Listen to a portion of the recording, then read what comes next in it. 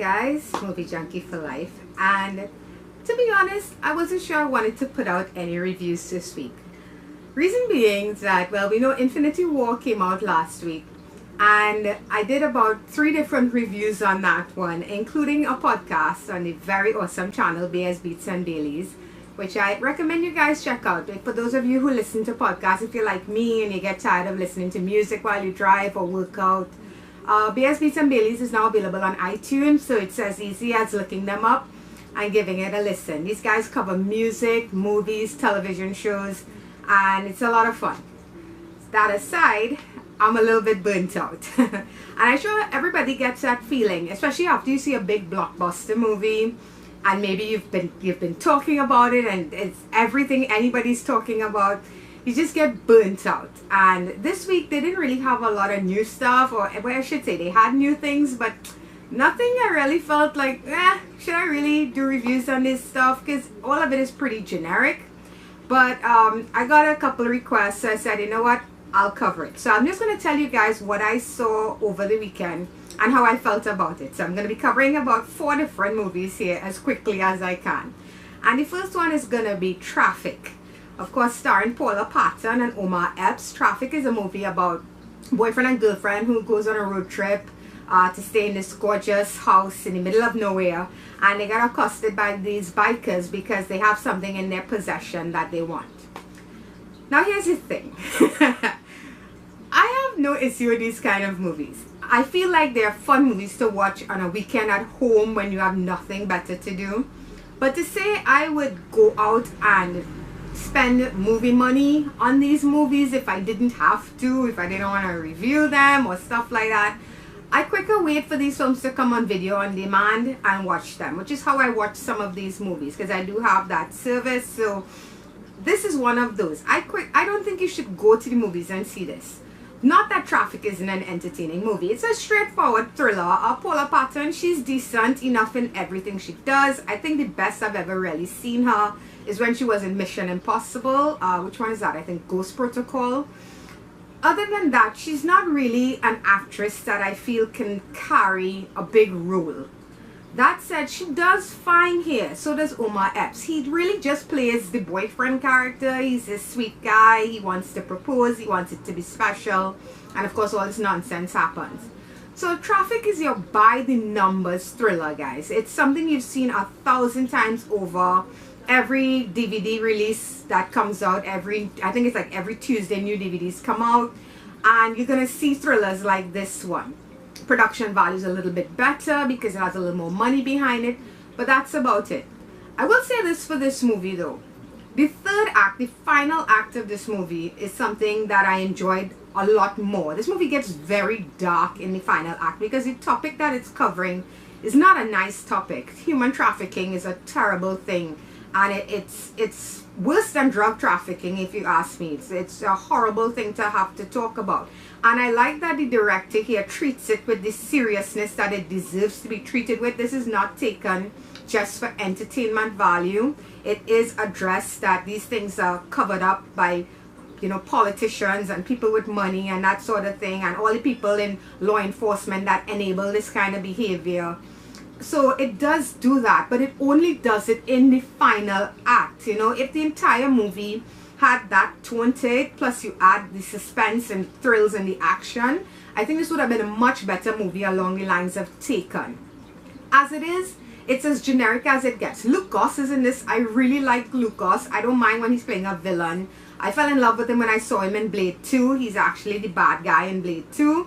And he's also in Hellboy 2. He's the evil elf. So I really like his stuff, but I feel like he's still waiting on his breakout role to really stand out. Here he's just another generic bad guy. So I would give TRAFFIK an average of 4.5 to 5 out of 10. It's not a bad movie, but is it a movie I'll tell you go to the movies and see? Nah, not really. And that'll take me into the next movie I saw this weekend, which was called ANON, which is a short for Anonymous. And this one stars Clive Owen and Amanda Seyfried. I hope I pronounced Seyfried. I'm not sure how you pronounce her last name. This is a movie about a dystopian world, I guess, or I guess a future. A world where there's no such thing as privacy, no such thing as anonymity. everybody, due to tech that exists, the law enforcement can see everything you've done at every period in your life during your day. And there's somebody who exists in this world, and she basically has the ability to erase or change the way events seem to have occurred. So with that kind of technology out there, it affects law enforcement, it affects the way of life, and they're trying to stop her. Here's the thing about this movie. This movie is brought to you by Andrew Nichols, the same mind behind Gattaca and The Truman Show. And he seems to like these types of stories where the future is being affected in a way that the 1%ers profit, but ordinary people suffer. He always has that kind of message, I think, to his movies, especially like Gattaca. And Anon has some good things in there. For instance, there's a look to this movie. Everything feels empty, clean. The streets are always pristine. The buildings are minimalist in terms of furniture. People's apartments are very empty. Everything is just cold and empty. Everything seems like a stage. And I guess that's what it is, because everybody can see what you're doing in your life every single day.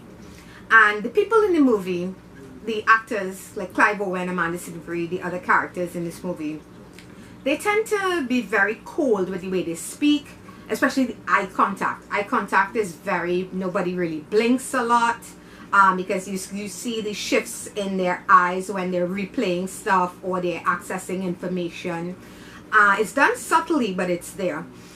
So nobody really blinks a lot, nobody really emotes a lot, and I get what they're going for, in that in a world like this, everything would be cold and clinical. The way you act would almost be like Invasion of the Body Snatchers. You would try your best to keep yourself to yourself as much as possible, because you'd be so afraid of people knowing your true self. Everybody in this movie has secrets to hide, and they're willing to pay to have people remove it and make them anonymous.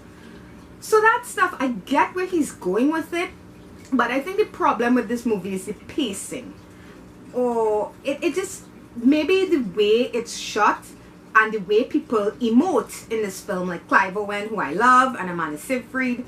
It's very cold, it's very clinical. So when you should be feeling things in this movie, you're not really feeling anything. You're not connecting in a way that you should. And I think that's part of the point of the movie. We're very cut off. Everything is very cold, you know, in this world we live in. Social media, all your business is on the internet. You know, people aren't who they seem. I get what they're going for, but it just doesn't really work here in terms of the emotion. There's no impact to anything. A very good example I could give you is Equilibrium with my boy Christian Bale. That movie balances those two things very well. Dystopian world that is cold and clinical and analytical, with a character who is actually emotional on the, you know, he's hiding it, it's under the surface, but it's there. And maybe because Christian Bale is such a good actor, but I also think that movie is very well directed, because other characters show it too. So that's my real issue with Anonymous. It's not a bad film. I like the concept. I enjoyed some of the visuals I was seeing, but the pacing was a bit too slow. I think if they had tightened things up, it would have been better. I'll also say this. I knew who the killer or bad guy was from about, let's say, 25 minutes into this movie. I think if you know how thrillers work, you'll figure it out as quickly as I did. And Anonymous is another one I would say is an average film. It's on Netflix right now, so you can check it out like that. You don't have to spend theater money, and I would give it a 5 out of 10. Next movie on my list. I finally sat down and watched it. Truth or Dare. And I'm just going to say this. For every Get Out that Blumhouse gives you, you're going to get one of these nonsense movies. This movie is basically to get people to download a Snapchat filter. That's all it is. I'm not going to waste my time talking about this crap, other than to say it's probably going to appeal to preteens. They're probably going to think that it's a good horror movie. The ending is crap. The story arc is crap. The character development is crap. And if you want to see a movie called Truth or Dare that is 10,000 times better than this one, there's a TV movie made for TV, I think Sci-Fi Channel. It showed in 2017. I caught that one by accident, seeking out this one, and it turned out to be a much, much better film. So I recommend that one. Don't even bother with this one. This movie gets a 2 out of 10. And last movie on my list, and I keep this one for last because I found this one by accident and I totally enjoyed it, was a movie called Muse. Muse is brought to you by the same mind, the same writer behind Rec, the Spanish horror films. And it tells the story of a professor who, he teaches poetry, and his girlfriend dies tragically due to certain events. He starts having this recurring nightmare, and he seeks out answers when he ends up finding someone else who's having the exact same nightmare. So they're investigating what this nightmare means, what it's showing them, and in the process they realize that there's these 7 malevolent women who are affecting things around them. This movie, from the opening credits, I was like, okay, put down your phone. You know, you tend to have your phone, you're watching a movie at home, you're playing on your phone, you're not really taking on what you watch. I was like, I have to see this, because from the opening credits are gorgeous. It reminded me of the opening credits of Black Sails, the television series. It's morbid and it's macabre and it's beautiful, and it drew me in from frame 1.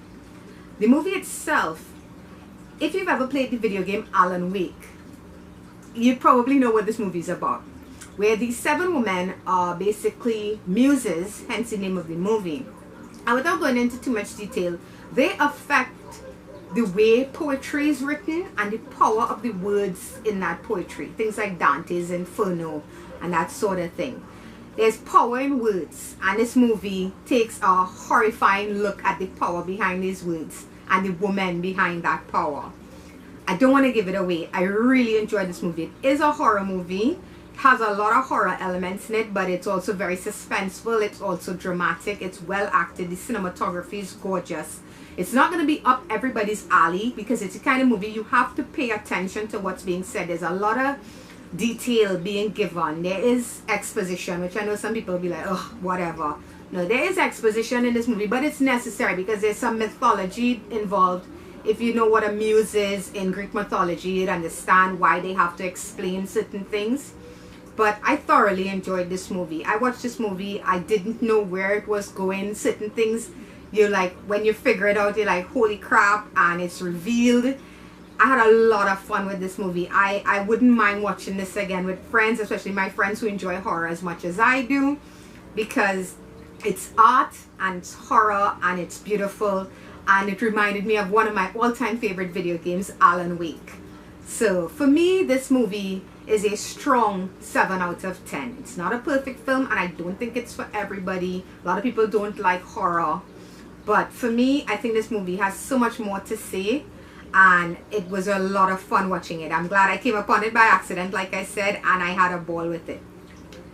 And that's gonna be it, guys. So this week we have Deadpool coming out, so my review for that is coming up. I have done short reviews for all of these movies. You can find it on Stardust. You know me over there, same name, Movie Junkies, capital M, capital J. So if you don't want to sit through this whole thing, you can check it out there. But of course, it's not going to be as detailed. They only give you 30 seconds.